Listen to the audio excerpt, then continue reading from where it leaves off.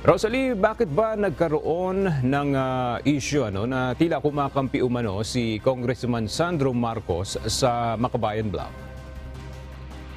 Aga nag-ugat ito sa nangyari sa plenary session hapon ng Lunes, November 6, kung kailan ipinasa ang House Resolution number 1414 na nagpapahayag ng suporta sa Kamara at sa liderato ni House Speaker Martin Romualdez, pinsan ni Ilocos Norte Representative Sandro Marcos.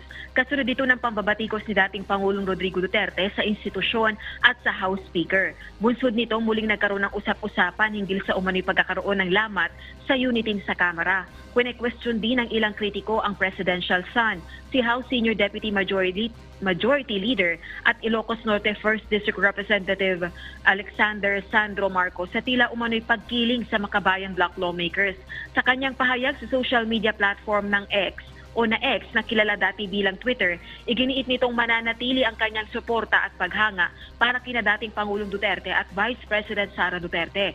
Ang Ilocos Norte Representative ang sumagot sa interpellation ni Albay 1st District Representative Ed Selagman kung para saan sino ba ang pinatutungkulan ng House Resolution 1414. Batay sa pinsa ng House Speaker, napilitan siyang sagutin ang tanong dahil ito ang House Rules.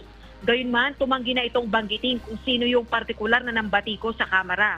Sa halip, si House Senior Deputy Speaker at Pampanga 3rd District Representative Aurelio Dong Gonzales ang nagbanggit ng pangalan ni dating Pangulong Duterte sa plenaryo. Ito rin ang dahilan ng pagbibitiw ni Congressman Gonzales bilang miyembro ng PDP laban kung saan chairman ang dating presidente. Balik sa iyo, Aga. Maraming salamat, Rosalie Coz.